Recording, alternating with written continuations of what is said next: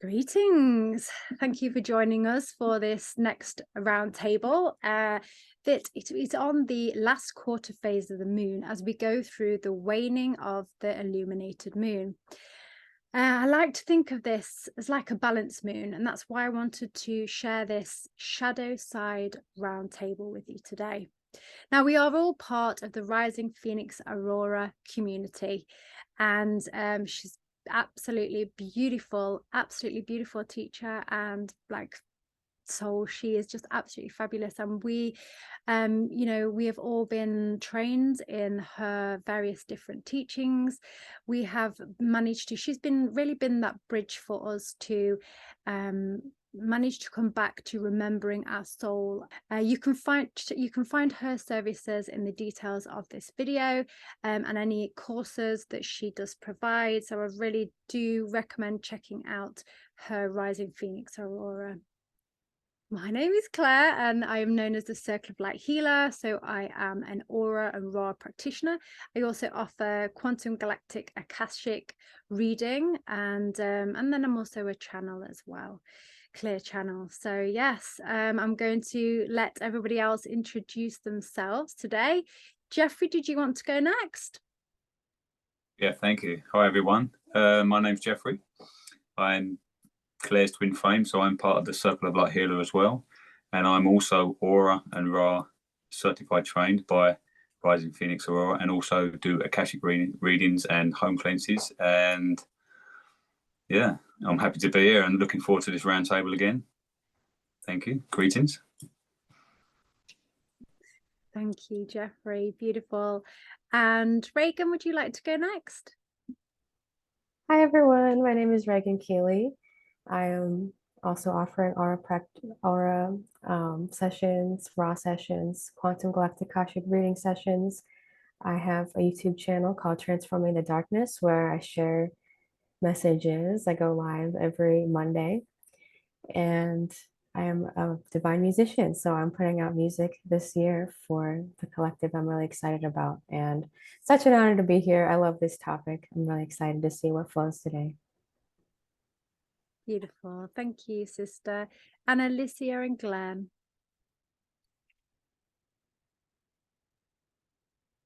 Greetings, everyone.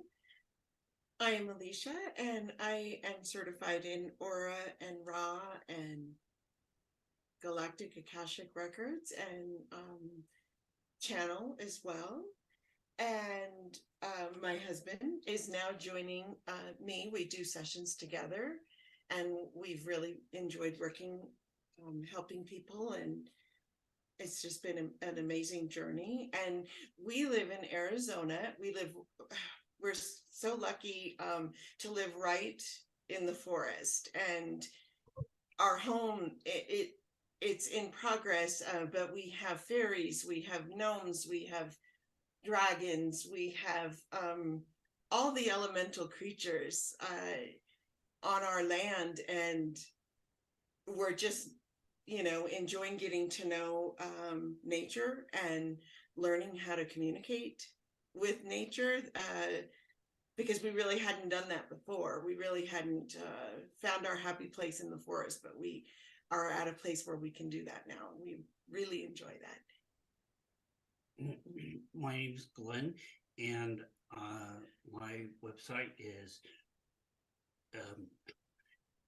Angelic Alchemy Healing with Glenn. And I'm new to this, but I've been following with Alicia and growing. And I am a clear channel. Also do healing through medical medium. And as I'm doing the Ra, I can see different things along the health issues. I was a nurse practitioner, and so I is a gift that was given to me. And along with Alicia, when we do the Raws, it just really flows. So we look forward to what we can do further in helping the collective. Thank you. Beautiful, Glenn. Yes, thank you. And Cora? Oh, beautiful. Thank you for inviting me. And my name's Cora, and I do the A.U.R.A Reiki and the A.U.R.A as well. So I feel like my higher self is Lilith. So obviously that is the shadow side of the Divine Mother. So I kind of have done a lot of quite deep shadow work, and I kind of also do energy work. So like when I go into meditation, my higher self often guides me to do energy work, and some of that is going into quite dark places. I seem to work a lot within the underground realm, sort of under mountains, and it's often I see dark dragons when I'm clearing under there. So it's like this black and fringed dragons quite often that I'm clearing, which then allows the white dragons, the white energy above the ground to then sort of activate. So I seem to do a lot of clearing sort of under the ground, and yeah, so that's kind of obviously my role with being the shadow of the Divine Mother. So, and I think that's probably all that I need to say for now. Is that? Yeah, we've done a lot of work. I mean, you've done obviously individual work, and I know that we do a lot of work together, don't we, in the quantum field. And yeah, so it's been a total honor to work with you, Cora. Total honor. Oh gosh, and you, it's been amazing. It was along our journey, hasn't she, Jeffrey? Yes, yeah, it's been an honor. Thank you. Thank you. So yeah, so what would I like to share today? Well, I was going to share actually a message from Lilith, which is quite funny, but I then realized that was actually work that I was working on with the full moon, and it was more like an individual process rather than what I was meant to share today. So at this afternoon, as I was thinking, okay, what shall I share? I'm walking through the woods, and I heard the Ring of Fire over and over, the song, the Rings of Fire, going over and over around in my mind. And so I was shown this Ring of Fire, and then on the left side I was shown this like beautiful like fluid water ring as well, and I felt the merging of them coming together. And then what came into my mind was the fact that Jeffrey and I have been really working on merging the shadow side, merging that shadow side within us, after we've gone through loads of different processes of this self-mastery journey since going, well, not since meeting A.U.R.A, because obviously we've been working on our individual shadow work for quite a long time, haven't we? We've been working on this for many years of the shadow, and that is the first thing that we tend to work on, isn't it? Is that shadow side of us. And once we've worked on that shadow side, you start looking at the deeper layers, those deeper layers being the inverted darkness and also the false light. So as we started looking into when I found A.U.R.A, that's when I started really deeply looking into those layers of the inverted. And what led me there was actually seeing entities in my home, flying through portals, by seeing them at the end of my bed, by feeling them within me, by really sort of connecting in and being told that I had various different dark magic energy on me. So that's how I was led to find A.U.R.A, because I was ready for that next stage of my journey. And like a lot of obviously our clients, once they have done their certain amount of shadow work, it is time for them to look into those inverted, the next deeper, very deeper layers of current life. Because the entities and the technologies, such as from the recent V, can come in from current life. However, there is many cycles of Gaia that has occurred, and there is many deep layers of the inversions that have been placed upon us. So going into the past lives is also something that obviously clients come to, and obviously I've worked on mine as well. And also galactic lives, so looking into the deeper layers of our galactic aspects as well. That's something that it's the next layer. So it's quite interesting when you do follow a client's journey. Sometimes they can come to you and it might be a current life, a life trauma that they've had. Then the next session could be a past life, and then another session they could find themselves in a galactic planet. So it's really lovely when you do have recurring clients as well, that you can follow their journey of their self-mastery and the deeper healing layers. Now I'll talk about the false light, because what I was explained as I was walking along was, if you imagine the yin and the yang, there's actually two elements to each side. You've got the element of the white, the false light, and then you've got the organic light that we need to look into.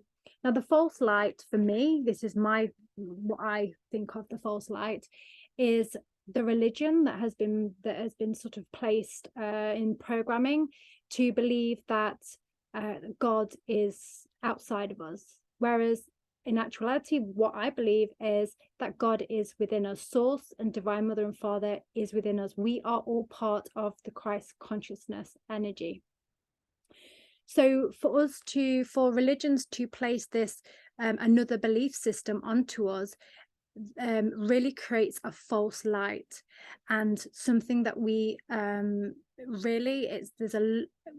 had my own experiences where I've had to look into my I was baptized. I've had to clear a lot of inversions from baptism, and also different clients that have come with many different inverted energies linked into religion. There's other false lights as well, and with the false light, we call it a false light because it's like there's half truths involved. Everybody knows that there is a spark. Everybody knows that they feel that source of spark of God's source of Yeshua. So they are drawn to the churches, they're drawn to these religions because it is the half truths that they tell. So there is light within it, but there is also that false light, and it's very important to look into those elements. So that is something that is to look into. And then the other half of the yin and yang is the inverted shadow and then the organic shadow, and understanding the difference between the inverted, the AI virus, that the whispering in our ear, the programming, and like I mentioned, the entities and technologies and such like that are in us, versus the beautiful organic shadow that we look into and really balance. And this is such an ongoing process. Like I said, Lilith came to me, and it's actually my process that I was going through. It was a personal journey for me that I needed to look into the next phase of my journey, so that I can integrate that beautiful fire and the water and the really that the shadow. It does remind me of that Lilith energy, that we all have that Lilith energy within us, that fire, that's real spark, that kind of, it's just it just sends really beautiful vibrations throughout. And that the serpent, I would just like to touch on the serpent, because Lilith is the serpent energy, and she's Divine Mother. She's Divine Mother. And for me, when I started connecting with the serpent within me, was when I really looked into, and I could really resonate on a deeper level with my organic shadow, was when I became the serpent. And throughout many times, we have many clients that have snakes and serpents within them that have been inverted. Now, that is because they were used throughout many different cycles of Gaia as like dark magic, in dark magic rituals, dark magic spells. So therefore we fear the serpent, we fear the snake. But no, the snake, the serpent in its organic form is the beautiful organic darkness within us. So yes, just to understand that. And then of course you go into your different past lives. I just wanted to share a little bit about I wanted to share with you sort of my toughest current shadow life lesson that I really had to learn. That was I'm going to just in brief, it was the having relationships with the inverted masculine and the wounded masculine. I say that in two different forms because, I have had a partner that was very, very invertedly dark. And then I've had, partners that have just been the wounded masculine that needed, they are of the light, but they just needed that kind of, they're just obviously we aid each other on our journeys together. And I think finding that was the first part of my shadow work that I had to go through, was the forgiveness that what had happened to me. So I had to forgive all of my past, forgive everything that happened, and that was part of my healing. And I know that when Jeffrey and I, actually A.U.R.A and Zen, they did a little bit of matchmaking, and told Jeffrey that I'm his twin flame, and that's how we came together. And he did say to Jeffrey, Claire, you will basically bring the beautiful awakened masculine to Claire, so that she can bring that faith back into the masculine again, because she's lost all faith in the masculine. So, and he's doing a fabulous job of that. So yes, I can feel the awakened masculine and the true masculine energy. So that was my deepest in this life work that I had to do, was with the masculines.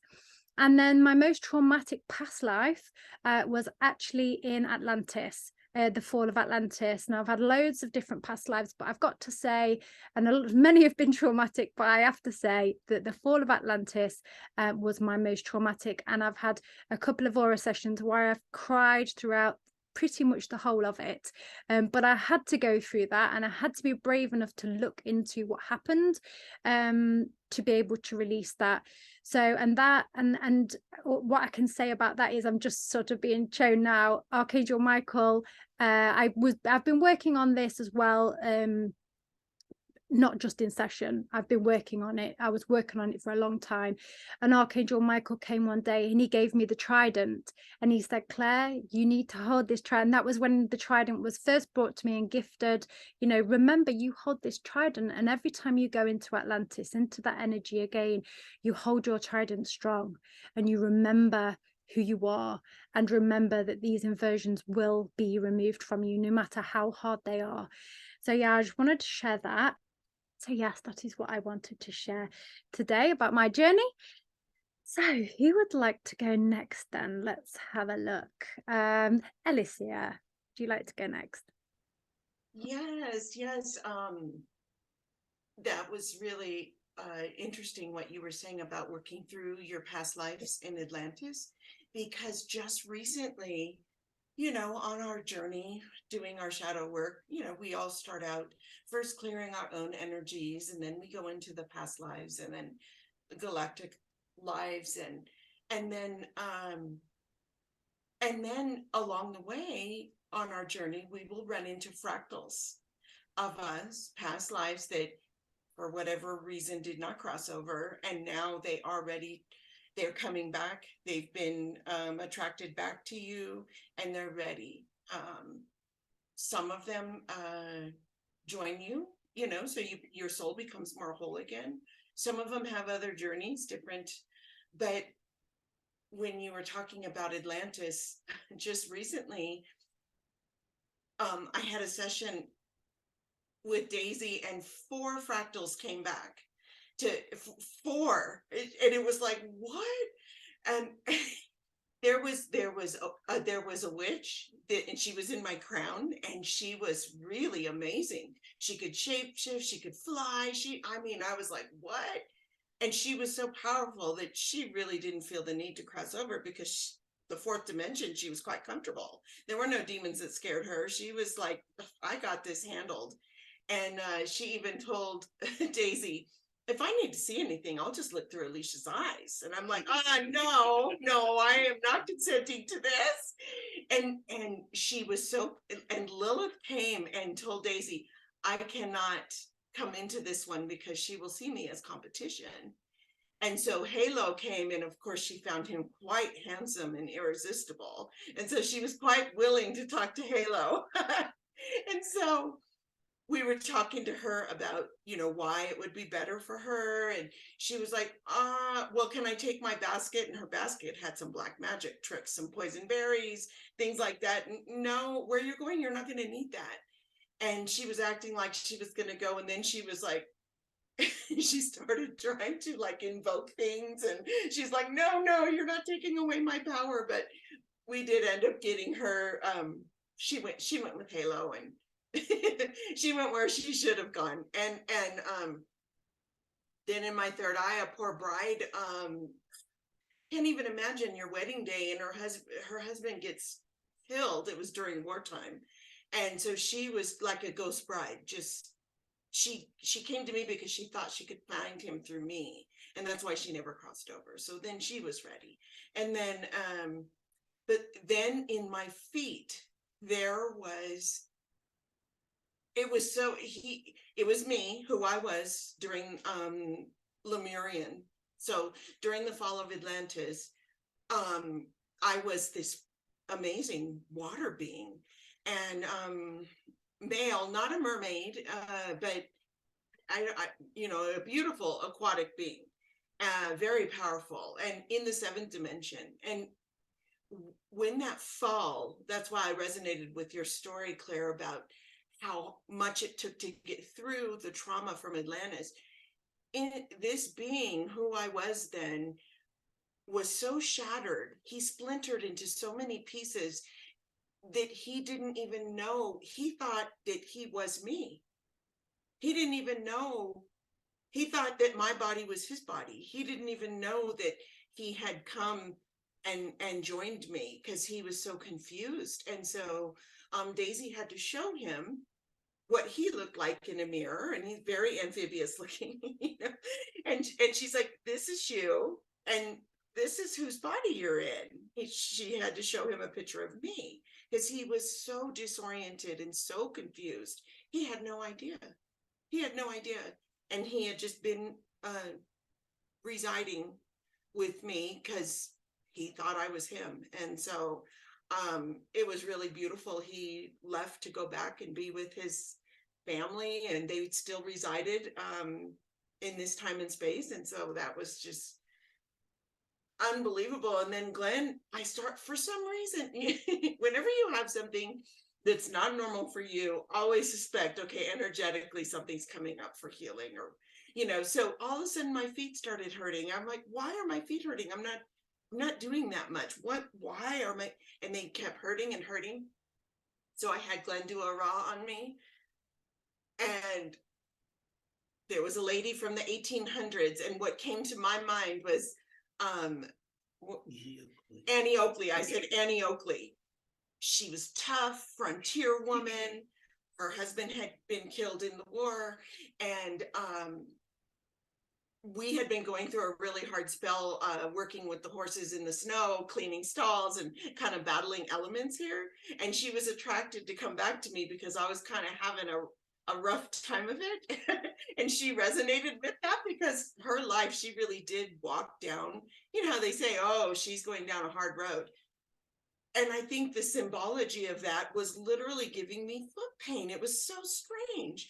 And so when we talked to her, and then she agreed to go with Archangel Azrael, it was so amazing. When she walked off with Archangel Azrael, it was as if an energetic overlay was lifted off of me. And as soon as she left, my feet were just tingling like I just had a massage. It was such a relief because they'd been sore for about a week. And so, our shadow work takes on so many different, there's so many different ways that it comes about, through our own individual healing processes, through our own sessions. And then we were talking about the common thread with Lilith here today. And I just wanted to share real quick what I channeled her a while back. And I had some questions for her about shadow work. And so,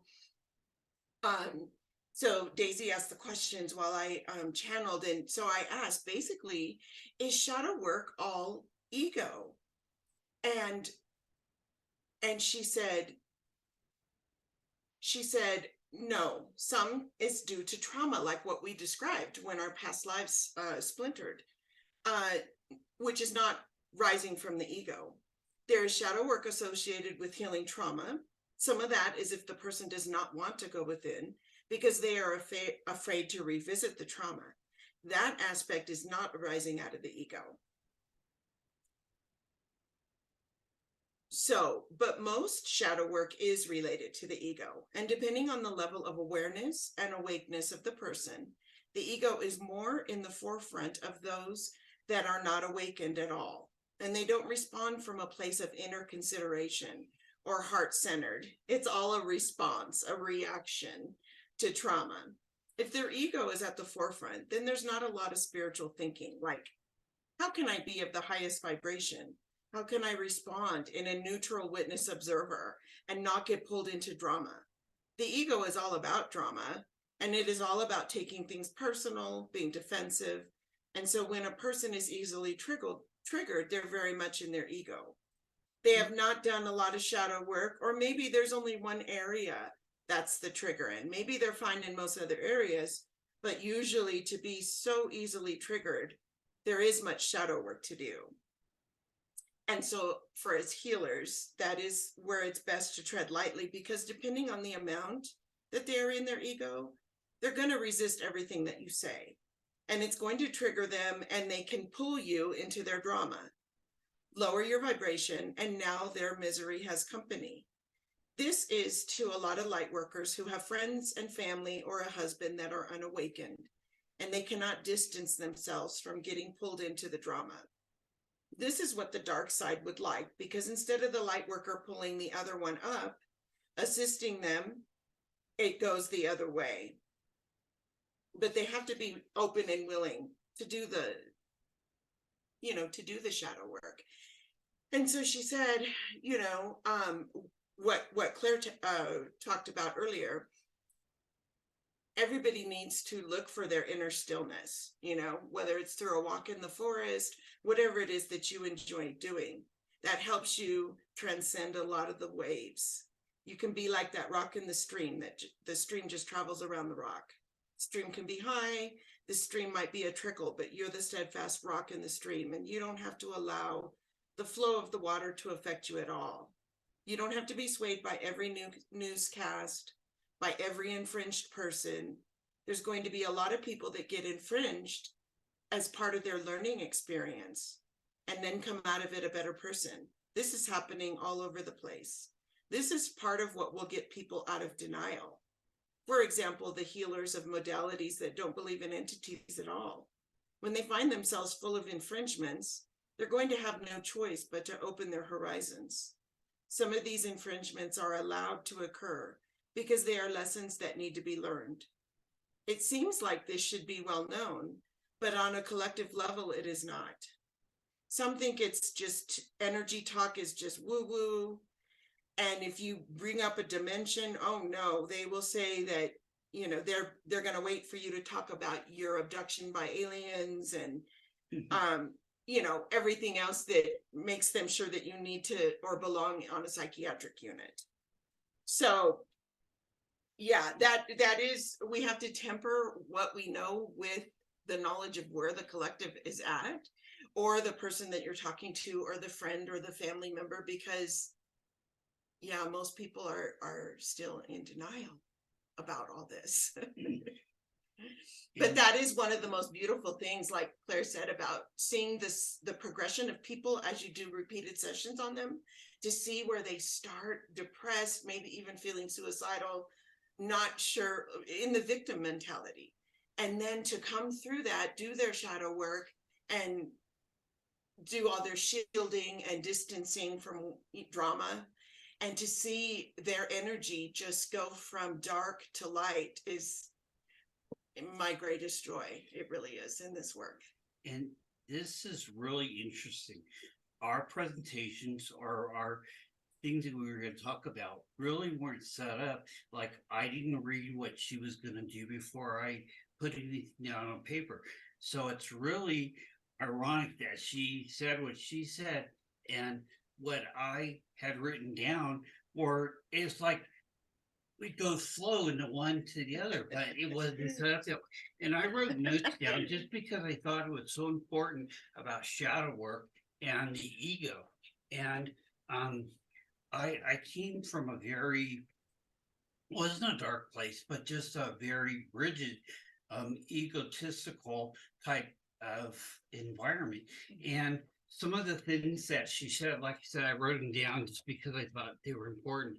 And my ego has influenced many of the decisions and behaviors that I've done, and have improved over the last 3 years, just because of our energy work and the type of stuff that we've learned from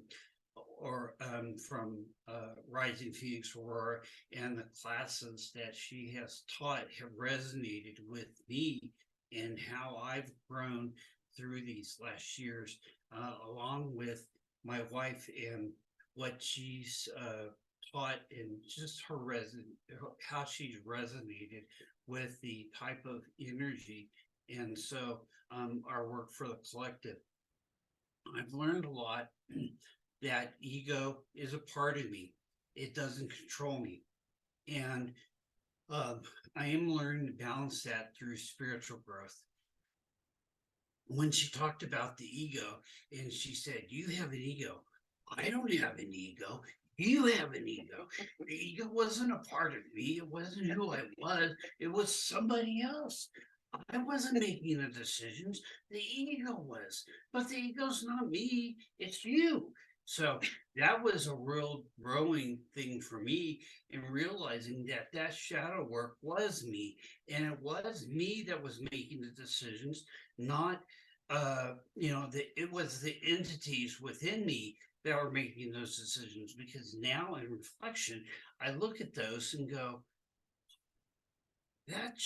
I can't believe that I made those decisions and that I did that, because now it's like a totally different person that was doing that. It wasn't me. It was the entities within me that were controlling those decisions. So that has really, I've really grown through that process. And when my wife decided to become an A.U.R.A practitioner, I was in support of it, but didn't really know what she was doing. I was like, yeah, we'll do that.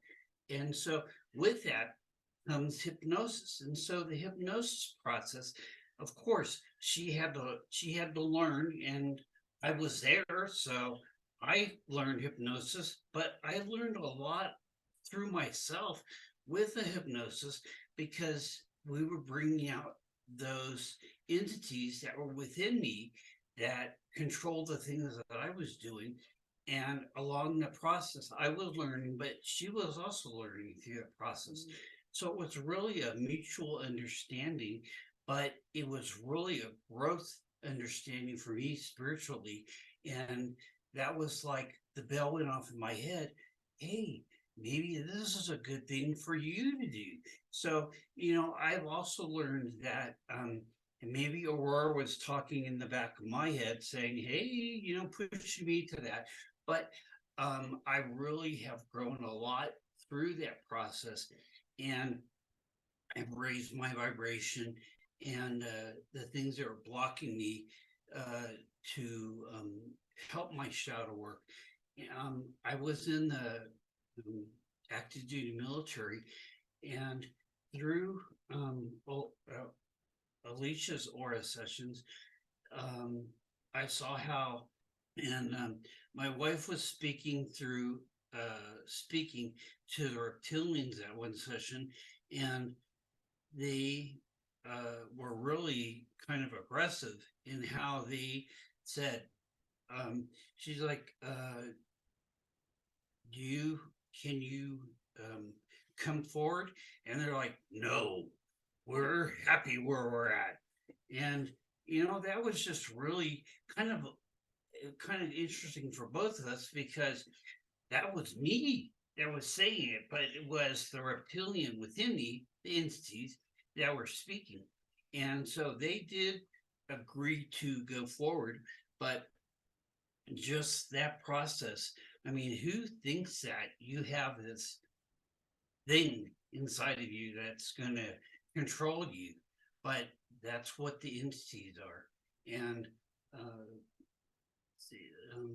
not were happening to me, through me, but because of the control from them, we had to take control of them, because the decisions that they were making were putting me and putting Alicia at risk.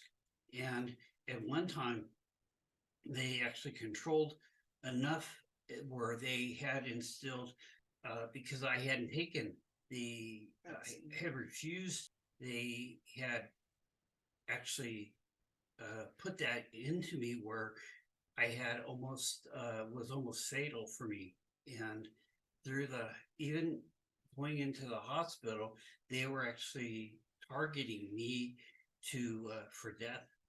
And that's the power that I didn't know at the time, but the entities really wanted to take me down. In the process, they were going to take Alicia down. They couldn't get to her, but they were going to do that through me to be able to control what she was doing. So I think that has really taught me a lot about what we do and the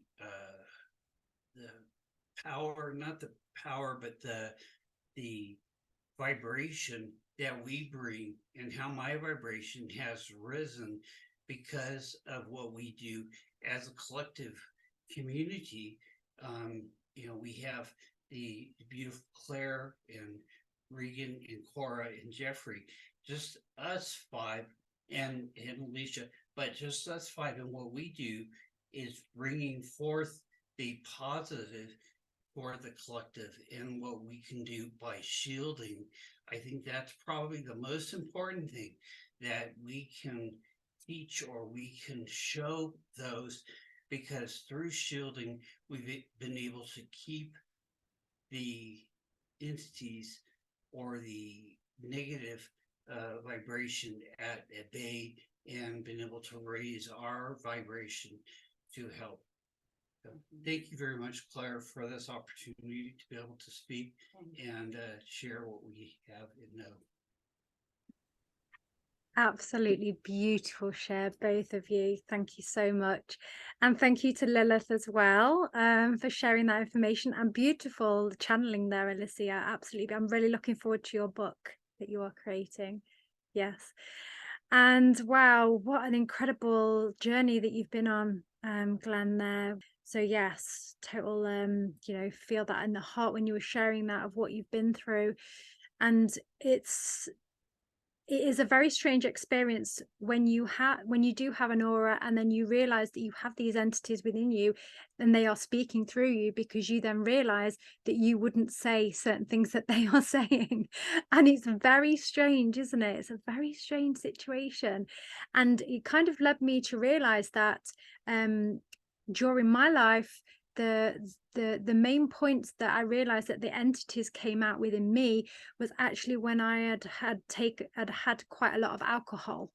And what I then realized was that the alcohol, basically, once we take the alcohol or drugs and those kind of intoxicating substances, then it allows the entity to take over. It's like we're the host, and they fully manage to take over the body. And sometimes I used to think to myself, that wasn't even me. Like, I would never do anything like that. And some things that I do, is the complete opposite of me. Complete opposite. No, I had that many entities within me that they were having free reign and they were having a good time. But it wasn't me. Thank you for sharing that. Thank you. Okay, so Regan, did you want to go next? Sure. Thank you so much, Alicia, Gwen, and Claire. All of your shares just so powerful. Wow. And where to even begin? I feel like it is such an important point to start off with, that difference between like our organic shadow and the inverted, because I feel like I see that a lot in spiritual circles, is like the lack of discernment between, what's really yours and what's really your shadow, your ego, a part of yourself, maybe traumatized, or, that denser part of yourself, versus what's actually inverted, these actual entities, and the things we see in the world, the evil, and like people harming others and stuff like that. I think it's so important to be able to discern that, because I see a lot of people kind of just like, not so much in of course, like not in the or a practitioner realm, but in other kind of spiritual circles, I see that a lot. So I feel like that's important. But regarding like working with your organic shadow, because I had that similar experience, with having, my first aura session was with Claire. So I had, we went over time because I had so many things, so many entities and implants. And especially for me, a lot of it, is like self-inflicting harm, like just like beating myself up. Well, not really me, but, these voices, these things, And that's how I've learned to discern, is like, because it's those, a lot of times it's those entities where they're that energy, or the things they say, or the things they just how they feel, it's such anguish. It's like, versus like I noticed with my own organic shadow, it can be deep, it can be deep, it can be painful, it can be mysterious, it can be these things, but it's always way more manageable, it's always, it's so I've learned to discern between that. But once we get clear, and we are able to clear ourselves of these entities and these inversions, the way we do with love and compassion for all, I find that things that are really important is, first of all, again, to have such love and compassion for yourself, when we're going through these things, because, Earth is a challenging place, and we all have, whether it's this life, past lives, galactic lives, it's like we have so much, there, for me, especially, and I'm sure for many of us, everyone listening, I know I'm a very sensitive person, a very emotional person. So I've felt, such deep pain, whether it's myself or in a collective or even loved ones. And so I think it's so important to, whatever you're going through, be able to have such love and compassion for yourself, no matter what it is, like, because sometimes it's like, it can be so intense. I know it can be so intense, to have such compassion for yourself and for others, of course, too, noticing like when we get triggered, and not making projections on people, being able to bring our power back first. That's something I've learned, is like bring our power back to us and do that healing and do that transmutation. Because another thing I want to share is, a lot of times it's our deepest pains, are those experiences, those shadows, whatever it may be, that ends up being our greatest gifts if we just keep going and keep transmuting it and keep seeing it through. It really is like, it's beyond healing. It's like, it's transmutation. So it's like you take that experience or that pain, that doubt, that fear, that anger, sadness, sorrow, grief, whatever it may be, these emotions that we all go through. And, I think a lot of times we're programmed to try to like repress it or deny it or push it away, or, all these crazy things. But it's like, really, we have to, see it first and accept it and allow it and feel it and allow it to move through us. And it really will, when you don't resist it, it just moves through you. And then that's when you're able to transmute it into gold. You're really able to transmute it into strength, into wisdom, into love, because without these experiences, we wouldn't be able to even talk about anything we're talking about. It's like, literally, we need these experiences for ourselves and to help the collective. And another thing on that note too, I kind of want to share just about, I guess, like the process of it, because I feel like it's like an emotional intelligence that I wish we were taught in school, but of course we're not. But that we can teach, ourselves and our children and the future generations, is that emotional intelligence of not, because it's like, I think so many problems arise in humanity because we don't know how to deal with our pain, so it's like we try to repress the pain, deny the pain, or escape, again, using alcohol or drugs, and then it all just comes out. You can't, you have to learn how to transmute it. But with a lot of the emotions, even the deepest emotions, it's like, when you can get in a safe space where you can just feel them and allow them to come through freely, it's like they literally just come out of you. And another thing too, with the thoughts, and this is true, if it's, whether it's entities or even if it's just, again, like our own, like a lot of times I say like our thoughts on our own, whether it's our egos or whatever it is, it's like not getting so caught up in the thoughts and the stories, or identifying with the thoughts. If you're going through something and you're feeling it, that energy, that emotional energy, and emotions is energy and motion, can flow through you.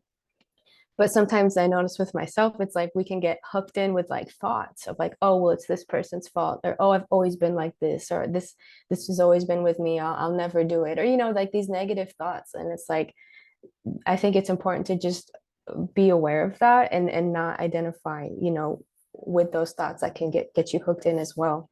Going in, because again, with a shadow, it can be really intense. You can have doubts or fears, all kinds of things come up. So to be able to feel it and release it and not get like hooked into the stories, I think is so important. And one of the last things too, I want to share that's been really, really helpful for me. And this is another thing we practice. You know, if you're an aura practitioner, or if you're just watching, you've had an aura session before, you know that when you're going through that process, sometimes your ego arises. Again, whether it's like fear or doubt, you know, whatever the case may be. And I found that it's so helpful to, when it arises, first observe it, because again, I think that's part of our programming, is like that knee-jerk reaction to identify with it, or, oh, I can't do it, or like, you know, whatever it may be, oh, I'm not good enough, you know, that's one that comes up a lot for a lot of people. But instead, being able to come to like your higher self's perspective and observe it and be able to navigate it with love and compassion, you know. So it's like, okay, I'm feeling fear, you know, or I'm feeling doubt, you know, even just subtle, even if it's just subtle, and being able to like start to have a dialogue with your ego, and being able to be loving with your ego, you know, like your inner child, you know, talk to your ego like it's, you know, a child, like a hurt child, you know. It's like, okay, I see you, you know, I see you're afraid, or you're doubting that we can do this. I understand, you know, I love you, but we're going to do this, and we're going to do amazing, you know, kind of like how you would talk to a hurt child. For me, that's helped me resolve so many things so quickly, you know, in my day-to-day life with, again, and when my ego gets triggered, or if my ego arises, just being able to see it, and instead of be like, why am I doing this again, be like, okay, no, my ego is acting up, you know, what's the problem, you know, I love you, like, let's deal with this. Because the higher self has everything it needs to be able to navigate it, you know. The higher self has everything it needs to be able to overcome it, because I feel like once you get past those like inverted layers, like even just deep within yourself, coming forward in this evolution, you know, this evolution in this human body is so intense. And it's like, I feel like, you know, we have to kind of keep pushing out of our comfort zone, you know, keep sharing our love, sharing our light, you know, doing this healing.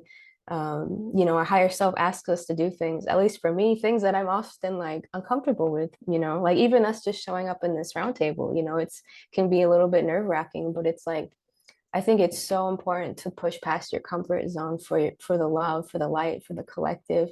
It's like, so again, like those are cases when you can use these kind of techniques and be like, okay, you know, I'm scared, but it's like, it's like, we got to do it, you know, with love, like not forcing, but it's like, this is for our highest good, you know. It's like, it's not always easy, you know, but that's the evolution. I think it's the important part, is like knowing you can do it, having like, you know, like A.U.R.A talks about, like that warrior spirit, you know. It's like, let's do it, you know, no matter what arises, like we can do it. Once you connect to your higher self, you know that you have this fire within you that is truly invincible, and that fire within you can transmute anything, you know. Just knowing that, being able to have that strength and that courage, especially in these times we're in and what we're going through, is so important. And like, and then just you being able to do that alone is such a powerful example, you know, for everybody who witnesses you, whether they see you, whether they recognize it, or even if it's just subliminal, you know. It's like they see you standing in your power. It gives them,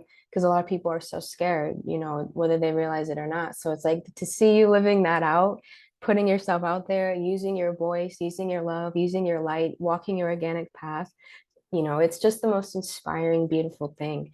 And not fearing the shadows, you know, we are the light, you know. And that's another thing where it says, you know, we're stars, we shine brightest in the dark.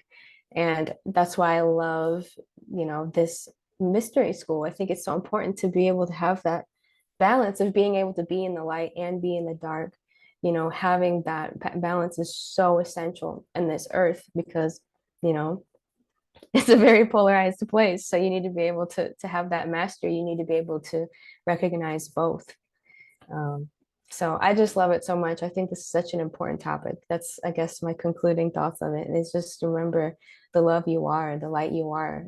You know, again, I feel like, and for all of us listening, you know, it's like, I feel like I've been in such dark places, just like, what is going on? You know, it's just like crazy, but it's like, you can just to be able to pull yourself up out of that and keep going and learn all these things and shine. It's like, what is more beautiful than that? It's just so profound. And I'm so grateful, you know, even the darkest times in my life, you know, I'm so grateful for them, because that's truly what brought me here. I would not be who I am without them. So it doesn't always feel like it in the moment, but if you can have that faith and that connection, it's so worth it. It just brings out so much, you know, of who you really are to have this experience.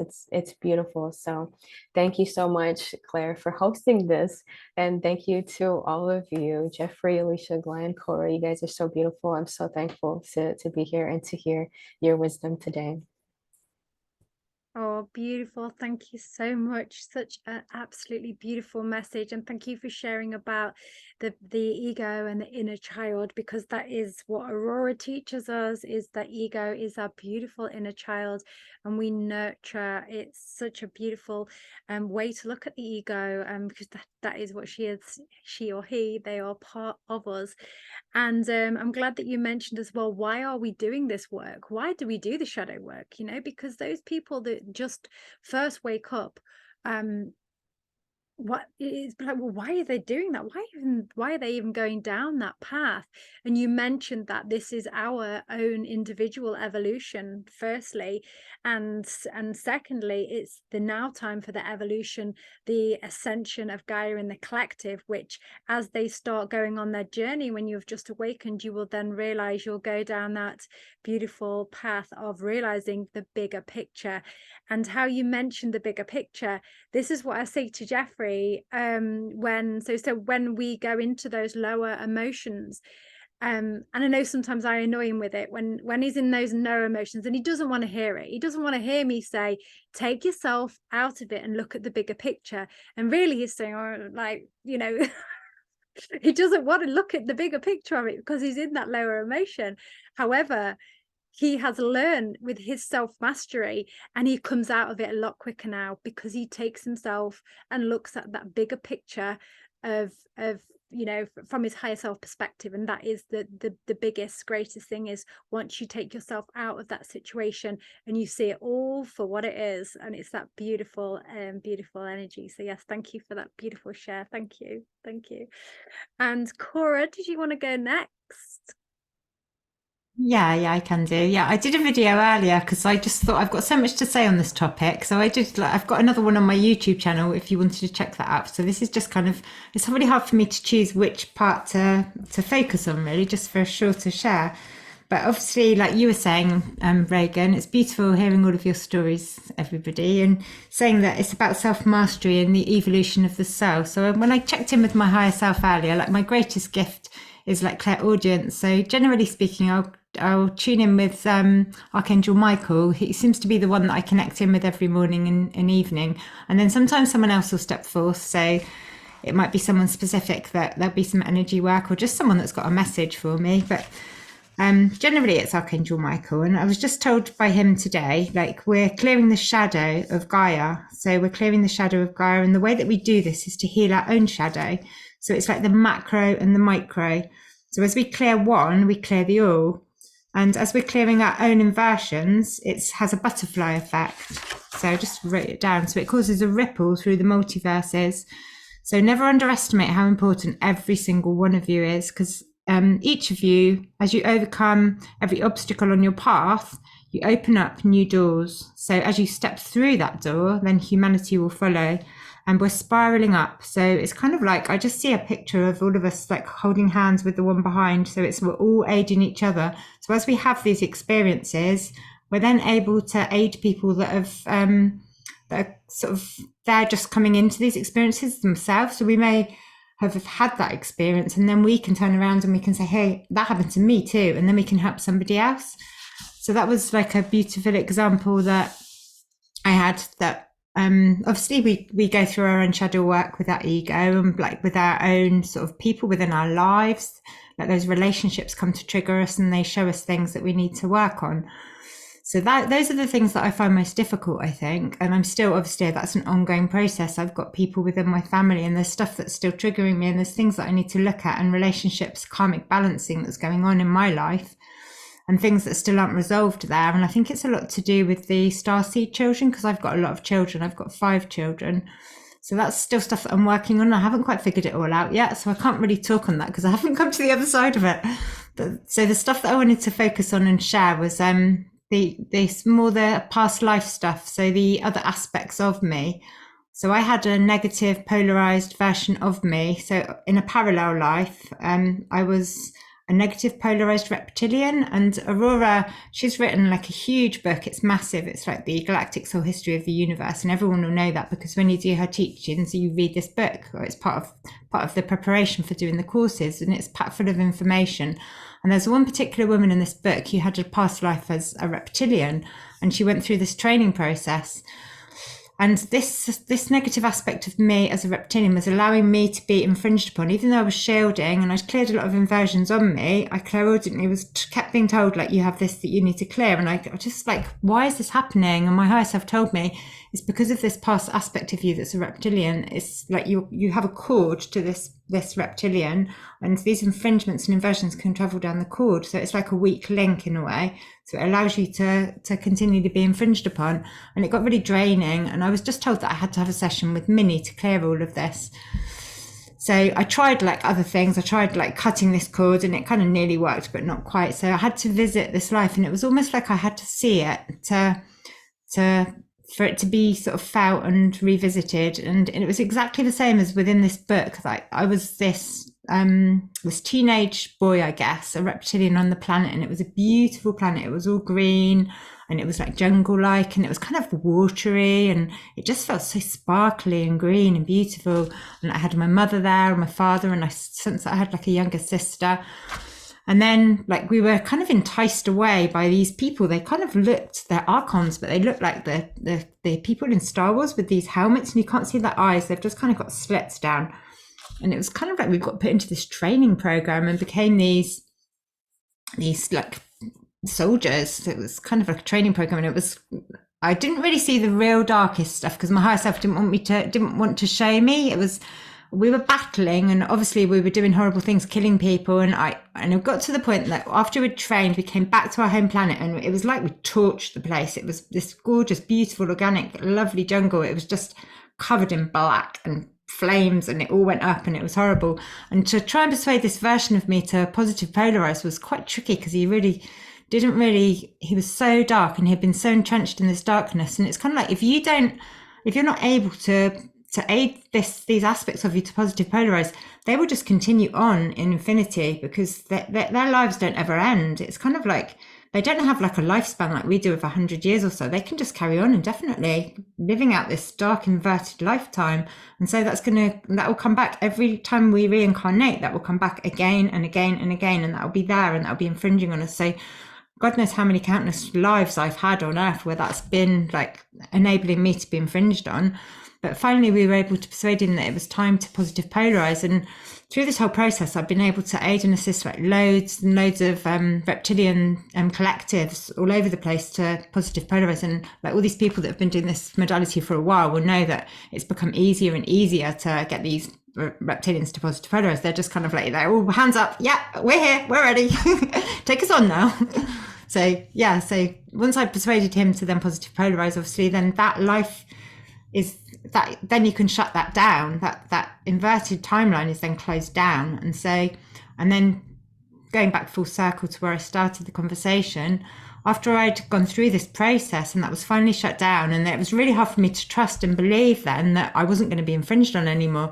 But that's been true. So as I shield now, like every morning, I'm just double checking, like, am I really clear? am I? Oh yes, I am. Yay! So I mean, there's still things will come up. There'll be contracts. There'll be still sort of some every now and again. There'll be like a pain, and there'll be something else that will come up. But it's not like I won't be like having reptilians in every single like chakra of my body that I have to sort of aid and assist back to the light. It's like it'll be just sort of small things, just individual little things. But after I'd gone through this process, then a beautiful soul sister from A.U.R.A came to me and wanted me to do a session for her because she had a similar thing she had negative aspects of her to heal. So it was like once I'd gone through that process myself, and it's like the turning around and holding hands with the person that's not experienced that yet, and then I was able to aid her. So it's such an honor to be able then to aid someone else to heal those aspects of themselves. And then I know that because I've had that experience, so that's something that I can do for others now. So So it's all like learning, isn't it? And we're on this journey, and sort of we're obviously all sort of contracted to learn certain things that then we can specialize in and help other people with. So sort of like our shadow work can then aid that shadow work for the collective. So we rise as one, sort of all aiding each other, really. And is there anything else I need to speak of? I think that's probably it, really. That's probably the majority of what I wanted to say. Yeah. So, yeah, thank you. Thank you for having me. And I hope that's interesting and helpful. And I'll pass it over to you, Jeffrey. Thank you. Yeah, I want to touch on that, Cora, because obviously we was working together at the time, weren't we? And then to watch you afterwards with everything that was going on, to see you, and me and Claire would say, like, to see you be so brave, you were still showing up and you didn't run and hide from it. Once you found out, you sort of met it head on, whether you realised or not, and it was really beautiful to watch, you know, it organically. So well done on that. Yeah, it's beautiful. It's very inspiring. I just want to say everything you guys are saying, I've been taking notes. It just resonates so well. And as we know through the teachings of A.U.R.A, every time we watch a video or we connect and all that, there's just so many little clues for also all of us. And it just gives us little nudges of what we've already got going on, or what we've dealt with, or what we might have coming up. So like Claire, Cora, Reagan, or is it Reagan or Regan? Sorry. Regan, Alicia, and Glenn. It's amazing to hear all your stories. So I've got so much to touch on them, but I'm only going to do a little bit. But yeah, the shadow side. Wow. I'm going to touch a little bit on my sort of journey on the like plant medicine journey that I started before I came to A.U.R.A. And now listening to all you guys, it just sort of reminds me. I was actually working on my shadow side, but I didn't actually know it when I was going to the retreats, because when I started going to these retreats, I knew something was coming up, and my whole lifestyle was a little bit wonky, inverted, plugged into the system very deep on all levels. So when I was going to do these plant medicine retreats, it still felt very, very, very ego, like the wounded masculine. Hey, I'm going to do this medicine and telling everyone and bragging about it, and you know, but still very, very scared. But prior to that, I was so from the lifestyle and being in my ego and being inverted, which I didn't realise till I found A.U.R.A. So I did these medicine retreats before I found A.U.R.A. I was so scared, so paranoid, the stories in my head, and yet I found myself suddenly on planes, alone on my own, going to the South Americas, in the Amazon jungle, and sitting with people and doing all these plant medicine retreats. So, like Regan, you said, you know, no matter how scared you are, I was listening to a lot of self-motivational stuff. You just had to put your feet forward and go. But I had so much fear in me. But I'm all of a sudden I'm on a plane and I'm like, what am I doing on the plane? Oh my God, and all that. You know, I don't even travel. I hadn't really had any holidays up to a few years ago, because all I did was just bury myself in work. Another way of trying to escape all the traumas that I didn't know I had to look at. So, and all of a sudden I'm on a plane. I'm in different countries, different languages, not knowing how to navigate through the countries. So it's very, very, very scary, but I just found myself doing them like quite a few times in the couple of years that I did them. But when I was in the medicine retreats, I'm realizing now that as with most other modalities, they're very, very inverted, and didn't realize at the time until I found A.U.R.A. and knowing what I know now, how inverted they are. So even when we're there, we're being told things, you know, like the shamans, they've got a lot of blood feuds going on between themselves with different families and different parts of the Amazon.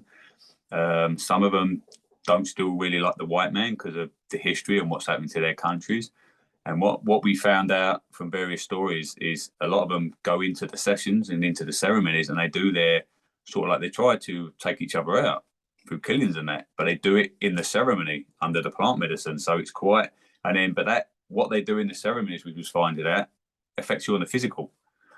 So we heard many, many stories, and then a lot of my sessions were quite,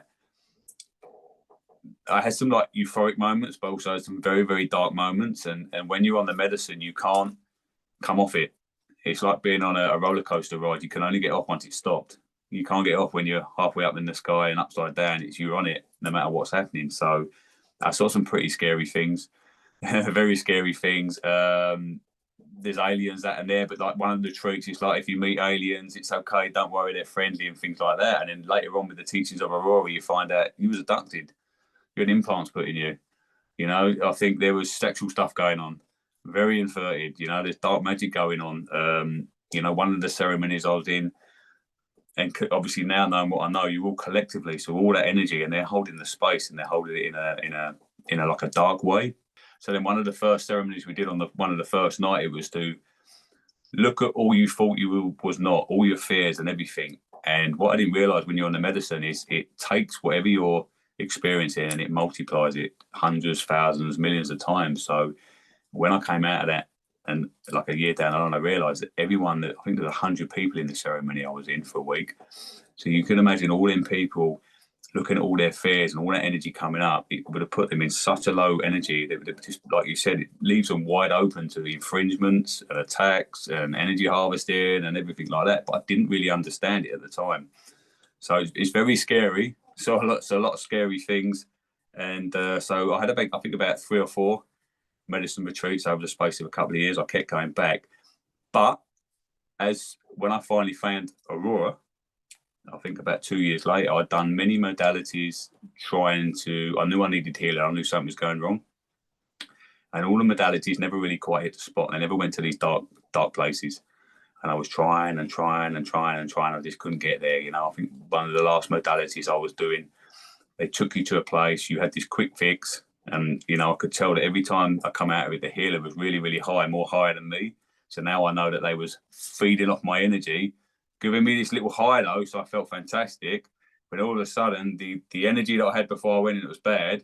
When it wore off, it dumped me. That had grown. So the next time I went into the session with the lady, it high, dumped, that grew again. And it grew. And in the end, I just was like, I can't be here anymore because I can't get the answers. I won't go too much into it. And then that's by finally letting go and reaching out and crying out for help within a matter of about 40 minutes. I won't go into that story too much, but an email came and it was A.U.R.A's book. And I didn't believe it. And I deleted the email. 10 minutes later, Amazon sent me the same email again. This is the recommendation. And then the book came, and I thought it was just a little book.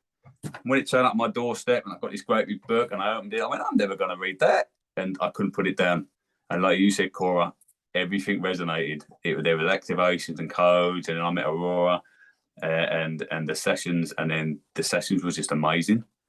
And like you said, they hold space for you to look at the darkness yourself. But still, I had to have quite a few sessions because from the lifetime I've had of running away, it was very, very scary to look at the darkness.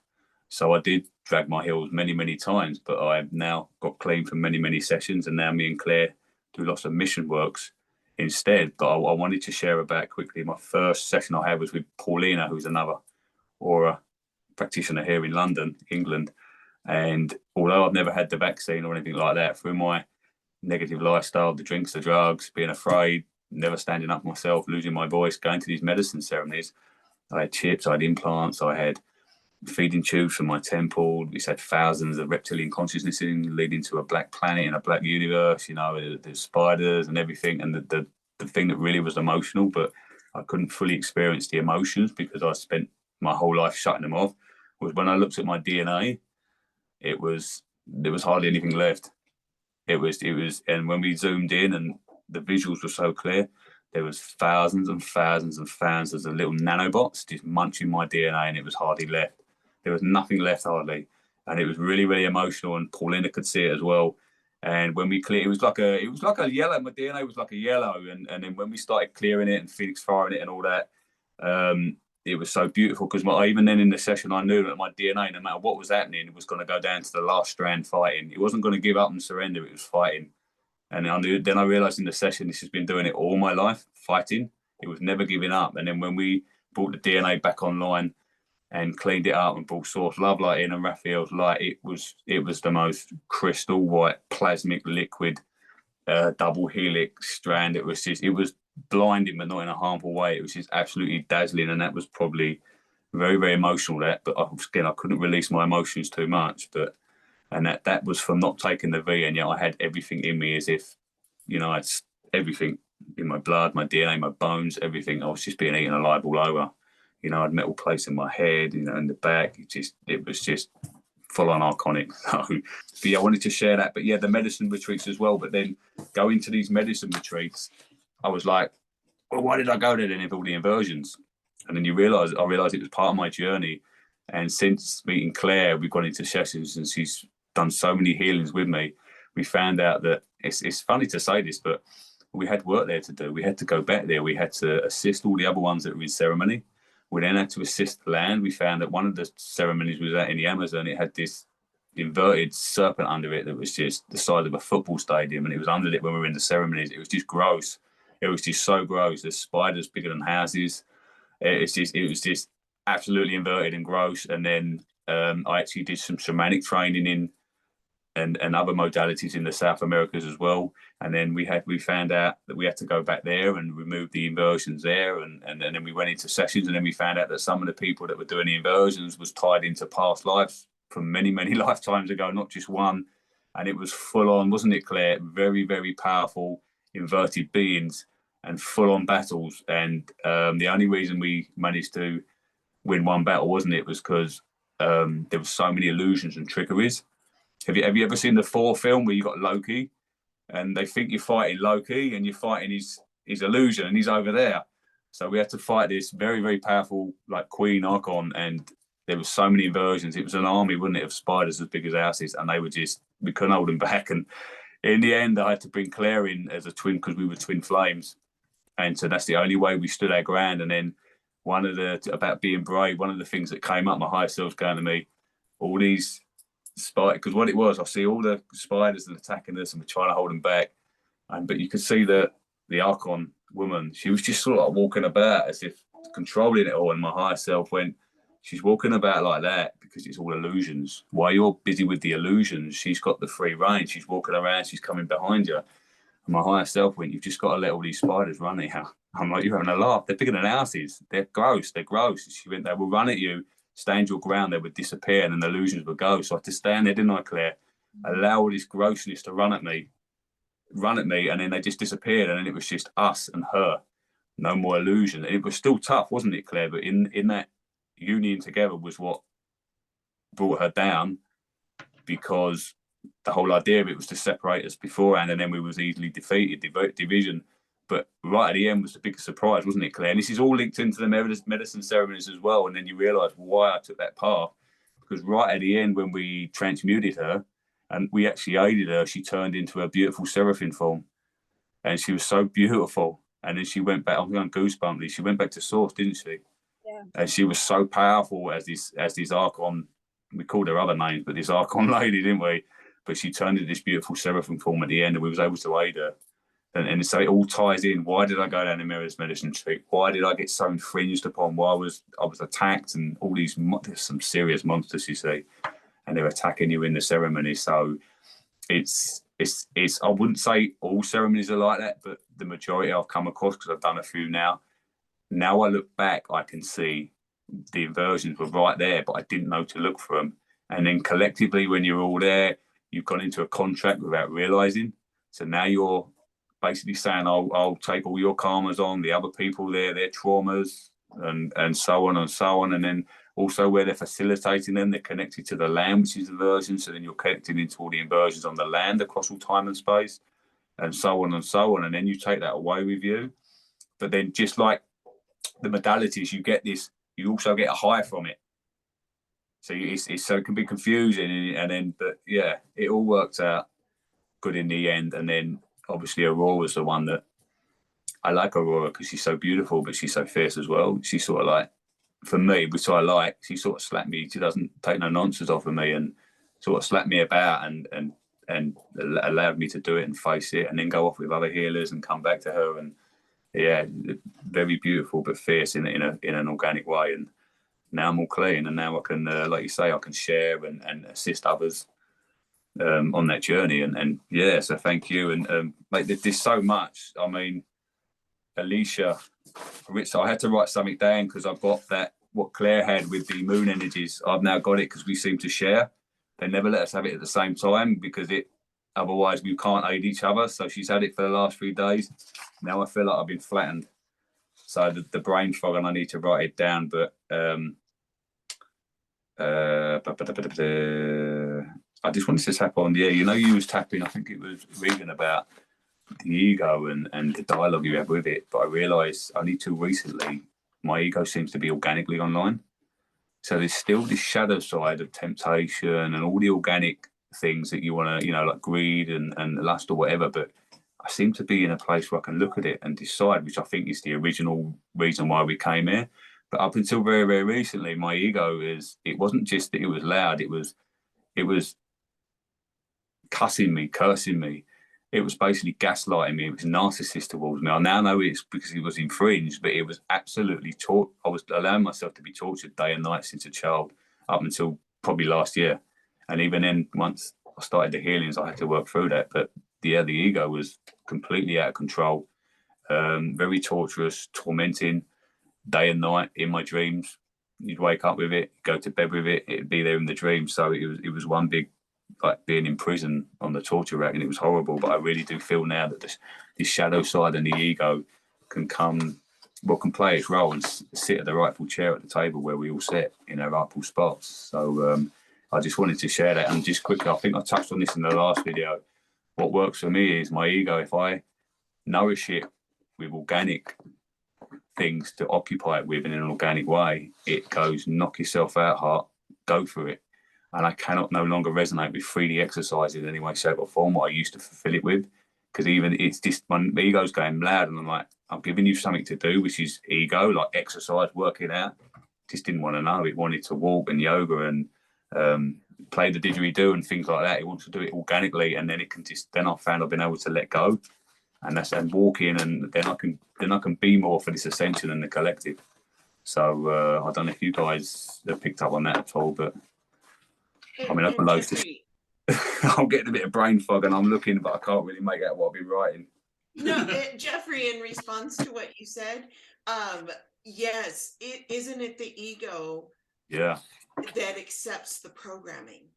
And that turns into that never-ending loop in our head of negative reinforcement. The ego is who accepts the programming. Yeah. It's just like nah, day and night. It's like, I think at one point, if you ever watched a soccer game or anything where it's a lively game and you've got two commentators and they're just like that all the way through the game because it's so lively. That's what my ego is, just like day and night, but saying horrible things about me, trying to convince me, talk me into doing things. And when I finally would do the things, it then go, what'd you do that for? And then punish me for doing it. So I was damned if I did or didn't. I couldn't win. So I just had that going on day and night. And then I also have to put on the public face and even recently sitting in ceremonies, even when I first started watching A.U.R.A, my ego would be going, I don't know, like it. Oh, so-and-so's caught you looking at them. Oh, they know what you are. It's just these voices. And like you said, Regan, I knew it wasn't me. And it's the most horriblest place to be in. But I knew I had to keep showing up, because if I didn't show up, it won. Didn't understand it, but I knew. And that's what kept me going. And seeing all you souls as well, even the ones that aren't here, that, you know, I watched them, and it's so inspirational to see everyone speaking and telling their stories. It kept me going. So yeah, thank you all. I learned a while ago, when I get those like cyclical thoughts and those negative thoughts going on, that I just sort of, what I taught myself to do was just like, I'd catch it, I'd take a step back, and I'd just like visualize myself tying a rope around that thought and just chucking it into the ocean with a big rock attached to it. So it'd just be kind of like, check it out. And then and every time it came back again, I just like throw it back into the ocean. And it really works. It's like, you're just like, no, not my thought. I don't want that. Thank you. I'm just going to leave that there, move on with something else. It does do that. Thank you for sharing that, because sometimes I've been full on battles. You know, we've been boxing, throwing each other off cliffs and everything. And sometimes, like a phoenix fire, sometimes I've been doing it so long, all day long, that I'm just so knackered from it. Sometimes I just go, do what you got to do, because I'm tired from it. At the end of the day, sometimes I've lit it on fire so many times, and yeah, it still comes back. But it, like with Claire's help and listening to everyone else's stories, I just feel there's a shift. There's a massive shift. So I feel like it's still the same, but it's more organic. And it's like, I feel like this is what we originally came here to do. Experience. You know, you might feel a little bit angry. Why am I angry? I feel like now I can like go, oh, I'm angry because of this. Well, do you want to stay angry? There's nothing wrong with being angry. Okay, yeah, now I don't have to be angry anymore. Let's go and communicate. Whereas before, it'd be going, they've insulted you or something like that. You need to stay angry. You need to sulk. You need to keep this going for days, weeks, months, which is what I used to do. But now I feel like it's a massive shift. And the ego, I said a while back to you, didn't I, Claire? I feel like even the ego's had enough. It's had enough of being tucked up. It's had enough of being lied to as well, and it wants, it wants to play its role properly. So it's still tough, but it feels more organic. Yeah, you've been alchemizing it, haven't you? That's what you say every day. We do tend to, so if we're getting those negative thoughts, we've been sacredly Phoenix firing it, haven't we? And every morning when I do my shields and all your different chakra work and what have you, I always run sacred Phoenix fire through my ego every day. As it's integrating in with my organic energy. So, and I find that that's been really helping, and as I've been doing that Phoenix firing, sacred Phoenix firing the ego, I'm finding that then there's more actually is coming up to be looked at. So you kind of get to a level, don't you? And then as I've started to do this, it's like there's more things are coming up because I'm now ready to look into the deeper levels, layers of the ego. So yeah, that's what I've been doing, and it does seem to be coming up, hence Lilith's appearance yesterday. I just want to share about the ego. Sorry, that it's quite important for me, and it really helps me, like with the sacred alchemies, and it's only just recently happened with the sacred alchemizing. So when you go into the ego, it's like a lower vibration. So what I've started doing, what's the higher vibration? We'll take that same little scenario of soap opera that my ego plays out, like we watch on the telly. Now change it with the higher energies and play it out again, but in a more high vibe view. And it can be draining, but it does help. And that's that sacredly alchemizing it rather than smashing into it, sort of thing, because that just keeps it going. So that's the thing I've only just started doing, and it does help. But like everything, we've got to learn it and grow it and master it and integrate it in us and work with it. So beautiful, absolutely. Thank you. Really allowing you to open your beautiful heart further and further each day. I've really seen you grow over the last year, and open up your heart like piece by piece. So it's been a beautiful journey to watch. So Olivia, thank you. And I just wanted to say just quickly before we go that a lot of people may think, oh, I haven't got entities within me, and I haven't got those AI technologies, and I haven't got this, that, and the other, because that's what we'd want to think, as if I've got them within me. I know I've had over 200 aura sessions and obviously hundreds of Reiki sessions. There is only two actually. There's two clients out of all those that didn't have anything in them.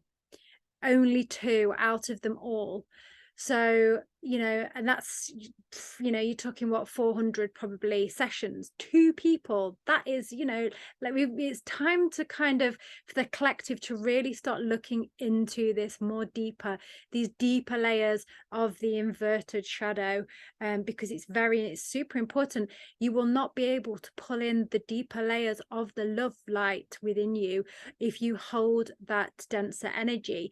And we are all doing this for our soul evolution. We are all doing this, like Cora said, to aid Gaia, and Archangel Micheal shared with you, as we rise, as does Gaia and the collective. So if you do think to yourself, I don't think I've got anything within me, I don't think I really need to look into that, do it for Gaia and the collective if you don't feel as though you can do it for yourself. It's really time for us to look into those deeper layers. So thank you very much for joining us. I hope you have enjoyed this roundtable. The next roundtable will be after the spring equinox, which is a lighter energy of rebirth. So we've had this beautiful shadow side that we need to look into, and then we're going to have a roundtable all about Phoenix, the rebirth, the beautiful new beginnings, the ascension, the reason why we go through this, why we transform the darkness. We transform the darkness to go into those rebirth energies within us, because that is so powerful when you feel the darkness leave, the inverted darkness, and you feel that rebirth. That is what we do it for. So yes, join us for that one in a couple of weeks' time. Okay, Olivia from us. Olivia, take care. Thanks very much. It's been lovely. See you all again. Bye bye. Lots of love to you all. Alluvia. Alluvia. Alluvia. Alluvia.